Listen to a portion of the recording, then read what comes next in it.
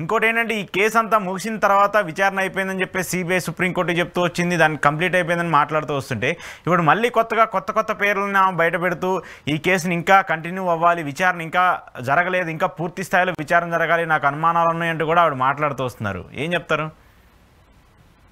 దురదృష్టకర పరిణామం ఏంటంటే వివేకానంద రెడ్డి గారు లాంటి గొప్ప నాయకుడి యొక్క మరణం, హత్య రాజకీయ వేదికగా మారిపోవడం అనేది దురదృష్టం.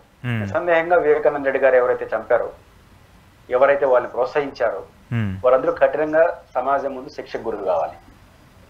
వివేకానంద రెడ్డిని అభిమానించేవాళ్ళే కాదు, ప్రజాస్వామ్యవాదులు ఎవరైనా కోరుకుంటారు. ఎందుకంటే బలమైన రాజకీయ నాయకుని అంత దారుణంగా చంపేసిన తర్వాత ఆయన పట్ల ఆయన న్యాయం జరగాలి, ఆయన హత్యకారులను పోరాడే వాళ్ళందరి పట్ల కూడా సంఘీభావం సహానుభూతి ఉంటుంది. అయితే ఇది కేవలం వైసీపీ అధినేత జగన్మోహన్ రెడ్డిని ఇరిటేట్ చేయడం కోసమో లేదా ఎన్నికలు వచ్చినప్పుడల్లా వాడడం కోసమో ఈ కేసు రావడం అని దురదృష్టం. నెంబర్ 1, ఈరోజు సిబిఐ అన్నది విచారణ పూర్తి చేశామని చెప్పారు, కోర్టుకే చెప్పారు వాళ్ళు.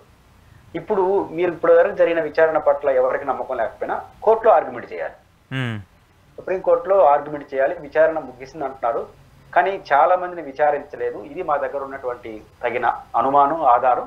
అంటే సిబిఐని ఫర్దర్ గా మళ్ళీ ఆదేశించి ఈ కోణంలో కూడా విచారించమని కోర్టులో పిటిషన్ వేయచ్చు, కోసం వేసినట్టున్నారు. దాని మీద ఆర్గ్యుమెంట్ చేయొచ్చు. కానీ ఢిల్లీలో సుప్రీంకోర్టులో ఆర్గ్యుమెంట్ తీసుకొచ్చి పులివెందుల్లో చేస్తే ఎట్లా? ఇది అభ్యంతరకరం. ఏ చేసినా పొలిటికల్ రంగు పులుపునేస్తుంది. అలాగే జెడ్పీటీసీ ఎన్నికలు జరుగుతాయి, అవినాష్ రెడ్డి గారి చుట్టూ ఆ ఎన్నికలు జరుగుతాయి, జగన్ చుట్టూ జరగవు. జగన్ నియోజకవర్గమే కానీ అవినాష్ రెడ్డి ఎంపీ కాబట్టి ఆయన పుస్తకందాల మీద ఉంది. దానికి తోడు రెండో పేరు ఇప్పుడు వినిపిస్తా ఉండేది సతీష్ రెడ్డి గారి పేరు. ఇప్పుడు ఇద్దరిని దాని వివాదాలు ఆడుతున్నారు. అవినాష్ రెడ్డి ఎప్పటి నుంచో ఉన్నారు, ఇప్పుడు సతీష్ రెడ్డి గారు కూడా మీరు అన్నట్టు ప్రారంభంలో అవినాష్ రెడ్డి సతీష్ రెడ్డి గారు ఇద్దరు, అవినాష్ రెడ్డి చెప్పాడు, సతీష్ రెడ్డి వీళ్ళందరి పేర్లు మీరు చెప్పండి అన్నట్టు వారు ఒత్తిడి చేశారు, అవన్నీ మాట్లాడేస్తున్నారు. నిజానికి సతీష్ రెడ్డి స్ట్రైట్ ఫైటర్. ఎప్పుడు కూడా మన డిఎస్పీతో మాట్లాడిన తీరు, ఆయనతో విభేదించే వాళ్ళు విభేదించుండొచ్చు, కానీ ఆయన రాజశేఖర్ రెడ్డి ఉన్నప్పటి నుంచి ఈ రోజు వరకు స్ట్రైట్ ఫైట్ నడిపినటువంటి వ్యక్తి సతీష్ రెడ్డి. ఒక స్ట్రైట్ ఫైటరు, నిబద్ధత కలిగిన వ్యక్తి, ఏ పార్టీలో ఉన్నా ఆ పార్టీ ప్రయోజనాల కోసం పనిచేసే వ్యక్తి. అట్ ద సేమ్ టైం ఇతర పార్టీలని అసహించుకునే వ్యక్తి కాదు, రాజకీయ పోరాటం మాత్రమే చేస్తాడు. అలా ఉందాక ప్రవర్తించాడు కాబట్టి 20-30 ఏళ్ళు వయసు కుటుంబానికి రాజకీయంగా విభేదించిన వ్యక్తి ఇప్పుడు 2-3 ఏళ్ల క్రితం చేరి ఆ జగన్ అభిమానించే ప్రతి ఒక్కరూ సతీష్ రెడ్డి గారిని అంతే అభిమానిస్తున్నారు. ఇలాంటి వాళ్ళు మాకు కావాలంటారు. అంటే అంత నిబద్ధత ఇప్పుడు ఆయన పేరుని ఉల్టాగా తీసుకురావడం ఏంటి? ఇది ఎందుకని ఇప్పుడు వాళ్ళిద్దరు భుజస్కంధాల మీద ఎలక్షన్ జరుగుతా ఉంది. ఒక రకంగా మాస్ గా అవినాష్ రెడ్డి గారే ఎన్నికలు చూస్తాడు, బట్ అవినాష్ రెడ్డి గారు ఆ నియోజకవర్గం ఏంపల్లి ఒక గౌరవప్రదమైన కుటుంబం, వాళ్ళ తండ్రి కూడా చాలా మంచి లీడర్ అక్కడ మండలంలో. అంత బలం ఉంది, ఏంపల్లి మండలం ఉంది కాబట్టి రాజశేఖర రెడ్డి కుటుంబాన్ని ఢీకొన్నాడు ఆయన. కాబట్టి అట్లాంటి వ్యక్తిని ఈరోజు దీన్ని తీసుకొచ్చేసి పెట్టడం అనేది ఒక ఇరిటేట్ చేసినట్టు అవుతుంది. కాబట్టి ఇట్లాంటి నేనేమంటానంటే, మీకు ఎవరు అనుమానం ఉన్నా, సునీత గారు కావచ్చు ఎవరికైనా, సుప్రీంకోర్టుకి చెప్పండి ఆ పేర్లు, సుప్రీంకోర్టులో అప్డేట్ దాఖలు చేయండి, సమ్ ఎక్స్ సమ్ వై పేర్లు రాసి వీళ్ళందరూ కూడా ఈ కోణంలో ఈ హత్యతో సంబంధం అని నేను భావిస్తున్నాను, సిబిఐని ఆదేశించండి ఆ కోణంలో కూడా విచారించమని అని సుప్రీంకోర్టు అడిగే హక్కు సునీత గారికి ఉంది. సుప్రీంకోర్టుని అడగడం మానేసి పులివెందుల్లో జనానికి చెప్పడం ఏంటి? పులివెందులో జనం ఏమన్నా నిర్ధారిస్తారా? పైపెచ్చు ఎన్నికల సమయంలో మీరు శర్మిలా గారు క్యాంపెయిన్ చేసినారు, ఎన్నికల్లో నన్ను గెలిపించడం ద్వారా అవినాష్ రెడ్డి గారు దోషాన్ని చెప్పమంటున్నాను ఇండైరెక్ట్ గా ఆ ఓట్లలో దింపండి అంటే. ఇప్పుడు ఏమనుకోవాలి, అవినాష్ రెడ్డి గెలిపించారు కాబట్టి అవినాష్ రెడ్డి పాత్ర లేదనుకునే వాళ్ళ ఉందనుకోవాలన్నా, అది కుదరదు కదా. ప్రజలు ఇచ్చే ఓట్లు బట్టి కేసులు ఉంటాయా?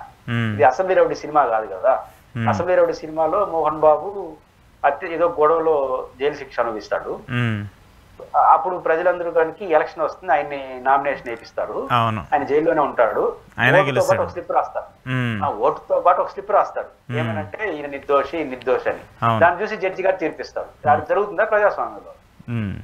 కాబట్టి నేను ఆ రోజు కూడా చెప్పాను, ఇప్పుడు కేసులో రేపు వివేకానంద రెడ్డి గారు గెలిచిపోయినాడు అవినాష్ రెడ్డి గారు, ఇంకా ఆ రోజు నుంచి మీరు ఆపేస్తారా? వివేకానంద రెడ్డి హత్యపైన మీరు తీర్పు ఆధారపడి ఉందని అడిగేశారు ఓట్లు, మరి తీర్పు ఇచ్చేయారు, ప్రజలు మిమ్మల్ని ఓడిచ్చేయారు, ఆయన గెలిపించేసినారు, వదిలేవాలి కదా. కాబట్టి అది కరెక్ట్, వదిలేమని నేను చెప్పను, మీ లాజిక్ ప్రకారం వదిలేవాలి. కాబట్టి ఇది కరెక్ట్ కాదు. సుప్రీంకోర్టులో ఫైట్ చేయండి, మీరు ఎవరైతే ఆరోపిస్తారో వాళ్ళపైన ఆధారాలు చెప్పండి. ప్రజా కోర్టులు ఇది తేలదు. ఈ సుప్రీంకోర్టులో తేలాలి. ప్రజా కోర్టులోకి వస్తే మరింత ఇది కాంట్రవర్షన్ అవుతుంది. అది గమనించాలి. పైపెచ్చు ఎప్పుడు ఎలక్షన్ వస్తే అప్పుడే రావడం ఏంటి? ఇది దురదృష్టం. వివేకానంద రెడ్డి లాంటి గొప్ప నాయకుడు మంచిది కాదు. కాబట్టి సునీత గారిని ఎవరైనా కోర్టులో ఫైట్ చేయండి.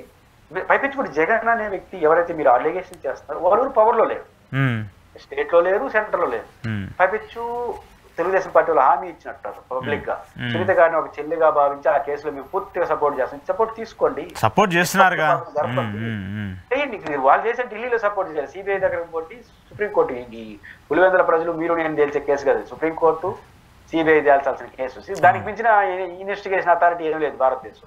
ఇకపోతే ఇంటర్పోల్ పోవాలి పోతే మనది. కాబట్టి సిబిఐ కోర్టు చెప్పాల్సిన విషయాలు వాళ్ళ ముందు ఆర్గ్యుమెంట్ చేయండి, మంచి చర్చలు కాల్చండి. కానీ ఫీల్డ్లోకి వచ్చేసి కొత్తగా సతీష్ రెడ్డి గారు లాంటి పేర్లు తీసుకొచ్చి పెడితే అది సరైనది కాదు. సతీష్ రెడ్డి యొక్క మానసిక ధైర్యాన్ని దెబ్బకొట్టడానికి చేసే ప్రయత్నం ఆయన ఎదుర్కొంటాడు. బట్ ఆయన పేరు చెప్పడం అనేది చాలా విచిత్రంగా అనిపిస్తుంది కొత్తగా.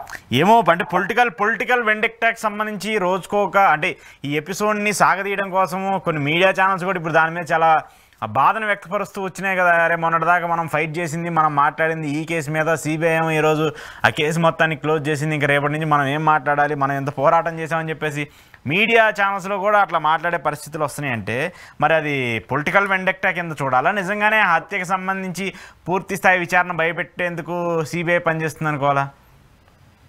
ఏమి జరగదు. ఇంకా ఎందుకు జరగదంటే ఆల్రెడీ కేసు అయిపోయింది సిబిఐ. ఇంకా సుప్రీంకోర్టు ఏమన్నా ఇంకా పూర్వ విచారణ ఇట్లా చేయండి అంటే తప్ప ఇంకా సుప్రీంకోర్టు ఒకసారి తీర్పు చేసిన తర్వాత సిబిఐ విచారణ ఏదైతే చేసిందో దానిపైన ఛార్జ్ షీట్ పైన ఆర్గ్యుమెంట్లు జరిగిన తర్వాత ఇంకా అదే ఫైనల్. ఇంకా వీళ్ళు చెప్పే ఉపన్యాసాలు రాజకీయ ఉపన్యాసాలు మీద పోతే మళ్ళీ చెల్లదు కూడా. సిబిఐ చెప్పిన తర్వాత మీ కథ ఏంటంటారు. అంటే ఇంకా సాధ్యం కాదు. కాబట్టి ఇంకా దీని చుట్టూ నడిపేది దీన్ని బట్టి ఇంకా కొత్తగా కేసు పెట్టడానికి లేదు. ఎందుకంటే అత్యున్నత న్యాయస్థానం సుప్రీంకోర్టు అండ్ సిబిఐ చేతిలో ఉండగా వీళ్ళు చేసేది ఏమి లేదు. కాబట్టి లేని పేర్లు తీసుకురావడం, ఏదో ఒక రూపం తీసుకురావడం మాట్లాడితే అది అనవసరమైన కాంప్లికేటెడ్ దారి తీస్తుంది తప్ప పెద్ద ప్రయోజనం అయితే ఉండదు. ఓకే ఓకే ఓకే అది సరే చూడాలి.